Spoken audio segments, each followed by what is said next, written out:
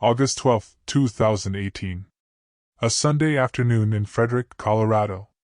A 4-year-old boy is about to blow out the candles on his birthday cake. His parents, Jeremy and Jennifer Lindstrom, have invited friends and family to celebrate. The backyard is filled with laughter. Water balloons are being thrown. Kids are running through the sprinklers. And standing in the background, watching the chaos unfold, is a man named Chris Watts. He is there with his 2 daughters, Bella and Celeste. He is wearing a casual smile. He is helping the kids with their water balloons. He is making sure his daughters don't eat the cake because of their allergies. He is the picture of a devoted father. Less than 12 hours later, he will strangle his pregnant wife, smother his 2 young daughters, and drive their bodies to a remote oil field where he will dump them like garbage. This is not a story about a monster who lurked in the shadows. This is a story about a man who stood in the middle of a birthday party, hugged his children, and smiled at his friends, while already planning to end their lives. What did his friends see? What did they miss?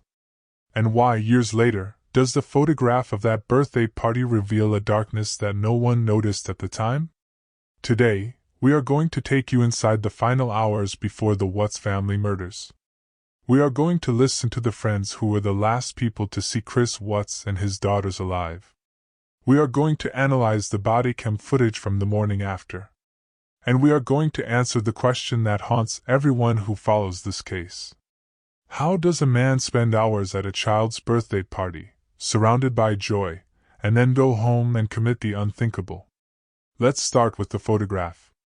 The one Jeremy Lindstrom still can't look at without feeling sick. Jeremy Lindstrom was not a casual acquaintance of Chris Watts. He was a close friend. They worked together at Anadarko Petroleum. Their families celebrated birthdays together. They watched football games together. Their kids grew up together. When Jeremy decided to throw a birthday party for his son on August 12th, he invited Chris and the girls. Shannan was out of town on a business trip in Arizona. She would not return until the early morning hours of August 13th. The party was normal. Completely normal. Chris arrived with Bella and Celeste. The girls were excited. They ran into the backyard. They played in the kiddie pool. They threw water balloons. They laughed. Chris did what Chris always did at parties. He gravitated toward the children. He threw water balloons with them. He made sure they were safe. He knew about their allergies and made sure they didn't eat the cake. When the cake came out, Chris kept the girls away. He knew they couldn't have it. He got them popsicles from the garage instead. Jeremy Lindstrom remembers that moment vividly. He remembers Chris standing in the background of a photograph, watching Jeremy's son blow out the candles. In that photograph, Chris's face looks different than Jeremy remembers. There is something in his eyes. A darkness that wasn't visible in the moment. Jennifer Lindstrom remembers something else. She remembers her daughter babysitting the girls the night before the birthday party. When her daughter came home, she said the house was a mess. The pantry was disorganized. The kitchen was cluttered. The house that Shannan always kept immaculate had fallen into chaos. Bella, the 4-year-old, stayed up past her bedtime. She came downstairs and told the babysitter that if her sister Celeste had coconuts, she wouldn't be able to see her anymore. A 4-year-old describing death. Without knowing she was describing it. Without knowing it was already coming for her, too. The birthday party lasted for hours. Chris stayed until the girls' bedtime.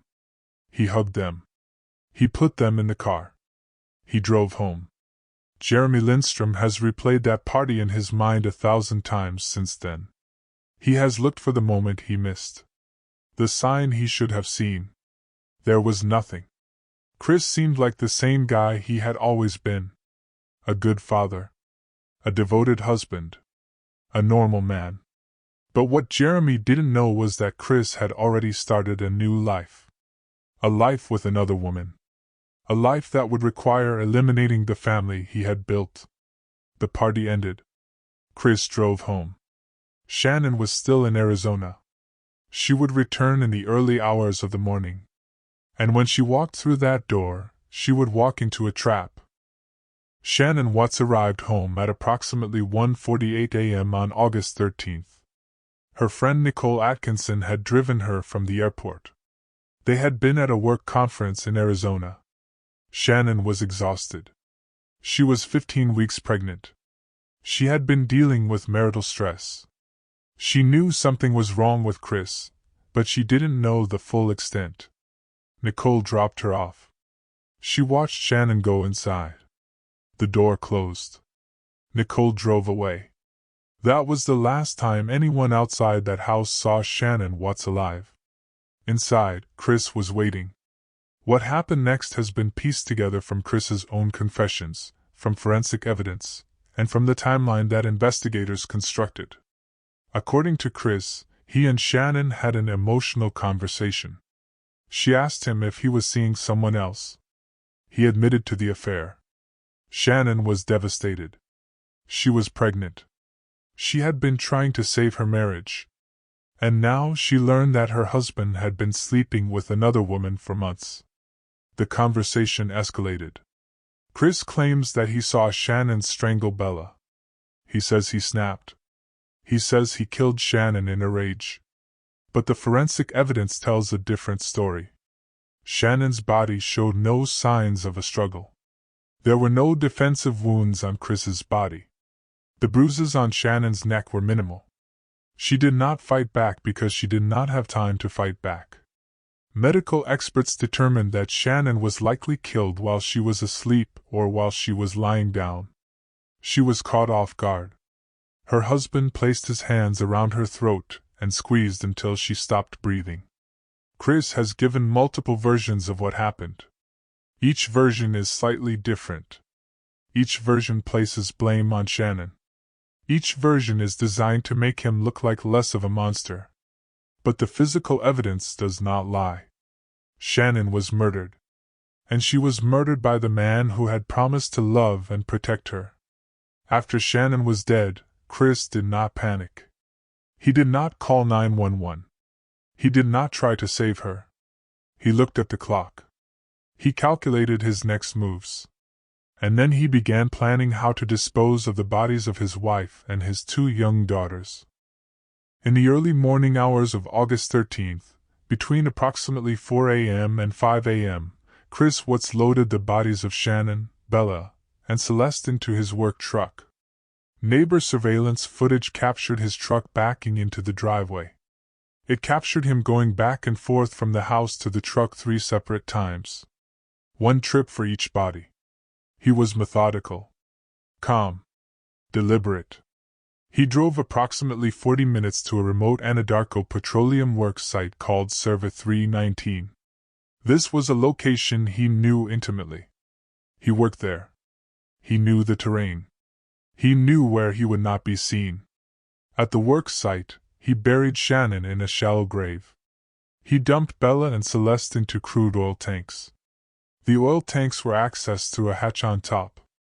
The hatch was approximately 8 inches in diameter. Chris had to push Bella's body through that small opening. She had scratches on her body from being forced through the hatch. A tuft of her blonde hair was found on the edge of the tank. When investigators later asked Chris about the difference between the 2 tanks, he remarked that one tank seemed emptier than the other based on the sound the bodies made when they fell into the oil. These were his daughters. He then drove back to his home. He showered. He changed his clothes. And he went about his day as if nothing had happened. When coworkers arrived at the work site later that morning, they described Chris as acting completely normally. He was not nervous. He was not agitated. He was just Chris. Meanwhile, Nicole Atkinson had been trying to reach Shannan all morning. Shannan had missed a doctor's appointment. She wasn't answering her phone. She wasn't responding to texts. Nicole drove to the Watts home. She knocked on the door. No answer. She looked through the windows. She saw Shannan's purse, her phone, her keys. Everything was still there. Nicole called 911. When police arrived at 2825 Saratoga Trail, they were met by Chris Watts. He was calm, cooperative, conversational. He told them that Shannan had taken the girls to a friend's house after an argument. He said she had left early that morning. He said he didn't know where she was. But the evidence contradicted his story. Shannan's car was in the garage.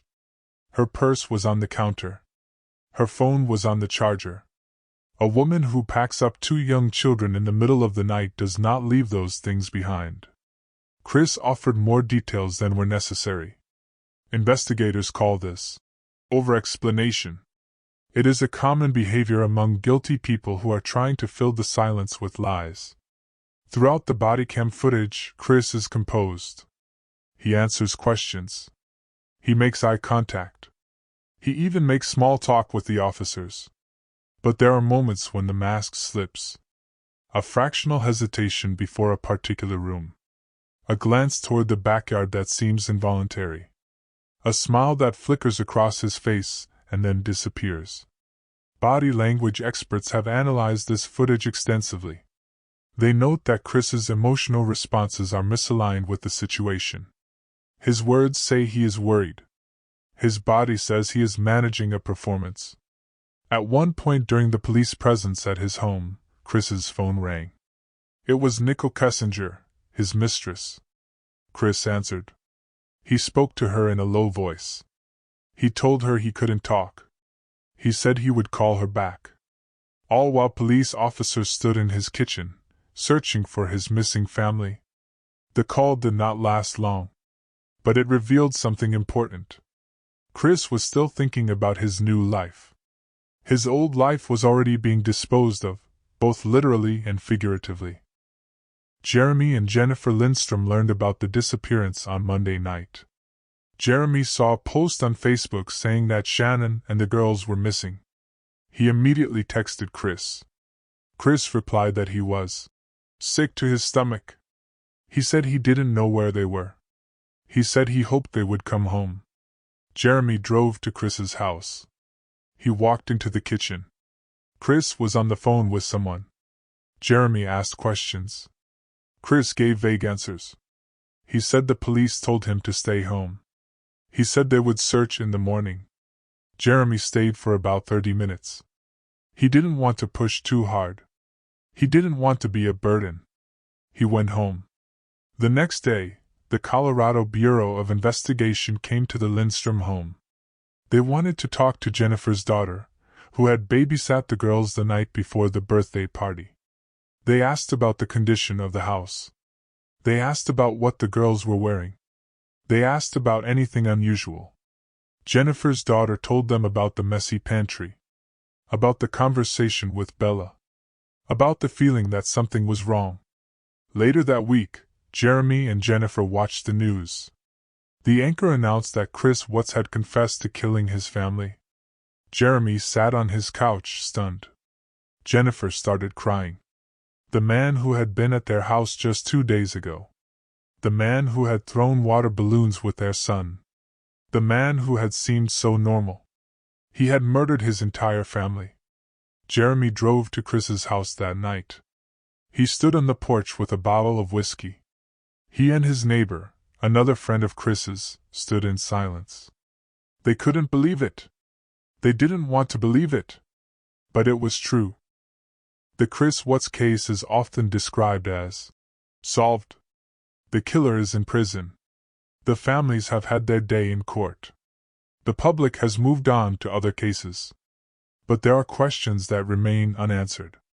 Questions that investigators did not fully pursue because Chris pleaded guilty, and the case did not go to trial. What was the full extent of Nicole Kessinger's knowledge? She deleted texts. She wiped her phone. She searched for information about how long cell phone companies keep message records. She called Chris at 2 a.m. while he was on the phone with police. Why did Chris plead guilty so quickly?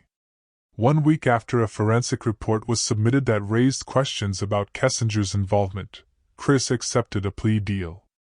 No trial. No cross-examination. No questions asked? Where did the oxycodone come from? Chris admitted to trying to drug Shannan before killing her. He has never revealed where he got the pills. He has said it is a secret he will take to his grave. These questions are not meant to excuse Chris Watts. He is exactly where he belongs. But they are meant to ask whether the full truth of this case was ever fully pursued. The Watts children were failed by many people. But first and foremost, they were failed by their father. And that is the tragedy that no investigation can ever resolve. Chris Watts spent hours at a child's birthday party on August 12, 2018. His daughters played in the pool.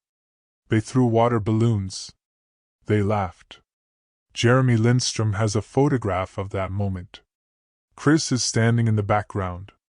His face looks different now. Darker. Colder. Jeremy can't look at it the same way anymore. Because he knows what Chris was planning. He knows what Chris would do just hours later. The case of Chris Watts is not just about a monster. It is about how easily a monster can hide in plain sight. It is about how a man can be a devoted father and a cold-blooded killer at the same time. Shannan Watts was 34 years old. Bella was 4. Celeste was 3. Nico never took a single breath outside his mother's body. They deserved more time. They deserved the ordinary mornings that were stolen from them. Remember their names. Subscribe for more true crime documentaries. Drop your thoughts in the comments. What do you think the investigation missed? Does the birthday party photograph reveal something that Jeremy didn't see at the time? I am Israel, and this is Heartbreak Homicides Solved. We will not stop covering these cases until justice is served.